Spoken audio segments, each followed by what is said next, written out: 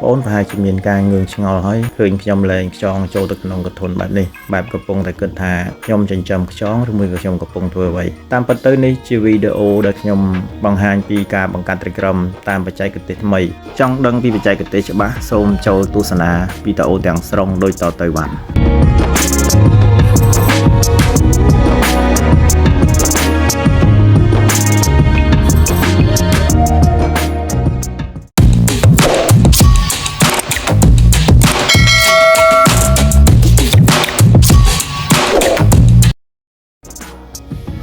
បាទជាដំបូងបងប្អូនលាយទឹកធម្មតានៅក្នុងធុងស្នោមួយមកហើយកុំភ្លេចដាក់លាយជាមួយនឹងស្លឹកឆាត់ដោយក្នុងទឹកនេះខ្ញុំបាន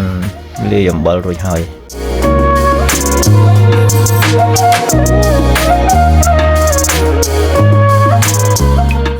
បន្ទាប់មកបងប្អូនយកកធុនតូចល្មមមួយមកអាចដាក់ចូលក្នុងធុងស្នោបានគឺយើងដាក់បដែតទឹកចឹងមក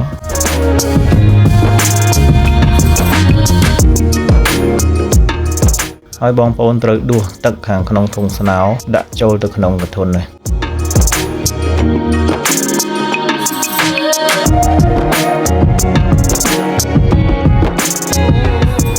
ទឹកដែលយើងត្រូវដាក់ក្នុងកធុនគឺដាក់ជម្រៅ2ថ្នាំងដៃចំណែកឯទឹកដែលនៅក្នុងធុងស្នោគឺយើងដាក់ពាក់កណ្ដាលបាតដៃរបស់យើង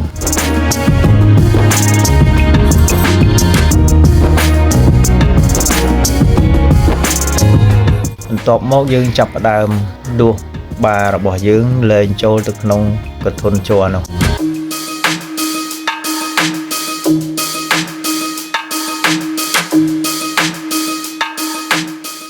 ចំណែកមេគឺយើងដាក់នៅក្នុងកែវតូចមួយរួចហើយដាក់ចូលទៅក្នុងកធុននោះដែរគឺដោយដាក់ទៅទាំងកែវពុំមែនចាក់ចូលទៅក្នុងជាមួយបាទេរយៈពេលនៃការដាក់នេះគឺនៅម៉ោង 5 ល្ងាចកុំភ្លេចដាក់ស្លឹកឈើមួយស្លឹកដើម្បីឲ្យបារបស់យើងធ្វើពពុះបន្ទាប់មកយើងគ្របឲ្យបានត្រឹមត្រូវ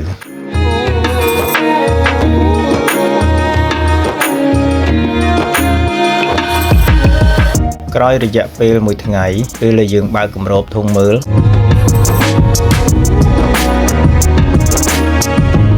ឃើញថាឈ្មោលរបស់យើងមានធ្វើពពុះបន្ទាប់ពីឃើញឈ្មោះរបស់យើងធ្វើពពុះគឺយើងត្រូវលែងញីនៅក្នុងកែវឲ្យចូលផ្ទាល់ជាមួយនឹងឈ្មោលនៅក្នុងកធុន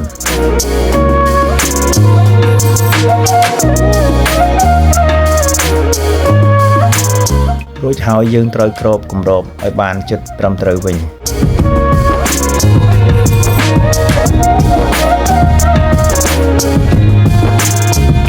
បានមួយថ្ងៃទៀតកន្លងផុតទៅនៅរយៈពេលម៉ោង 5 រសៀលយើងមកបើកពិនិត្យមើលត្រីរបស់យើង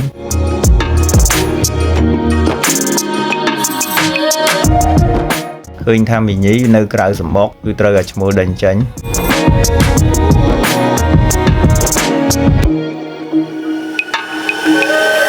ចំណែកឯសំបុកពពុះរបស់យើងគឺមានពងនៅក្នុងនឹងជាច្រើនបានន័យថាឈ្មោលរបស់យើងគៀបមេបានពងរួចហើយ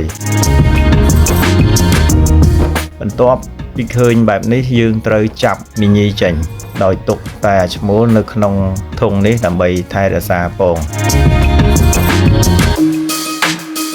ហើយយើងត្រូវបិទគម្របវិញឲ្យបានត្រឹមត្រូវរយៈពេល4ថ្ងៃកន្លងផុតទៅយើងមកបើកអ៊ុតមើលទាំងអស់គ្នាថាពងត្រីរបស់យើងញាស់ឬមួយក៏មិនទាន់ញាស់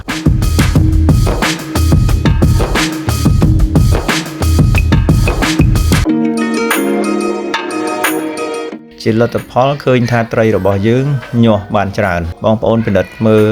ជាក់ស្ដែងគឺសិតតែកូនត្រីទាំងអស់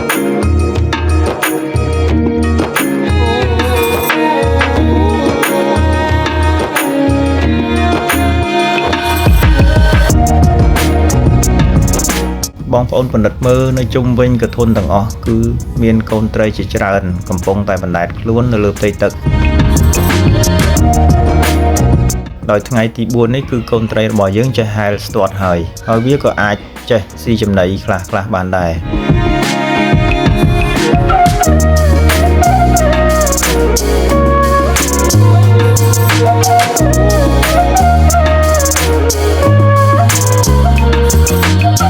ពេលកូនត្រីរបស់យើងចេះហែលបានដូច្នេះហើយយើងត្រូវតែចាប់បាចេញខាងក្រៅប្រសិនជាបងប្អូនគិតថាបានេះវាថែរក្សាកូនបានល្អបងប្អូនអាចទុកបានេះនៅជាមួយកូនរយៈពេល2ថ្ងៃ3ថ្ងៃក៏បានដែរបន្ទាប់ពីចាប់បាចេញរួចហើយគឺយើងត្រូវបូមទឹកចេញពីកធុននោះចំនួន 50% នៃផ្ទៃទឹកទាំងអស់ការបូមទឹកចេញបែបនេះគឺធ្វើឲ្យកូនត្រីរបស់យើងងាយស្រួលក្នុងការហែល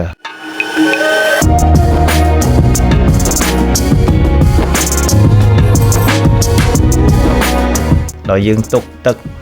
ត្រឹមតែមួយថ្នាំងដៃរបស់យើងតែប៉ុណ្ណោះ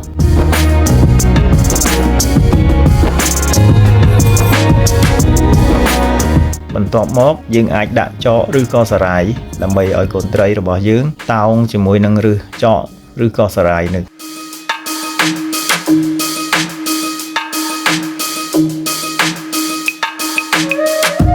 ជាពិសេសខ្ញុំបានលែងខ្យងចំនួន3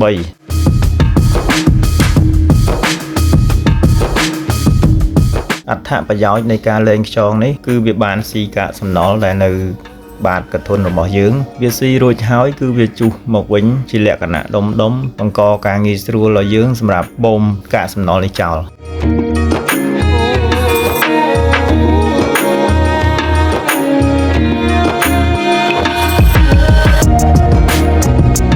បន្ទាប់មកគឺយើងត្រូវដាក់ចំណីឲ្យកូនត្រីរបស់យើងស៊ីចំណីដែលល្អបំផុតសម្រាប់កូនត្រីរបស់យើងគឺ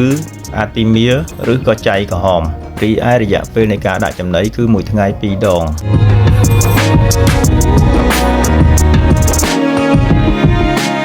វីដេអូនេះគឺមានតែប៉ុណ្ណឹងទេខ្ញុំនឹងអាប់ដេតវីដេអូនេះឡើងវិញនៅពេលក្រោយនៅពេលដែលត្រីរបស់យើងមានអាយុបាន1ខែសូមរងចាំទស្សនាទាំងអស់គ្នាសូមអរគុណ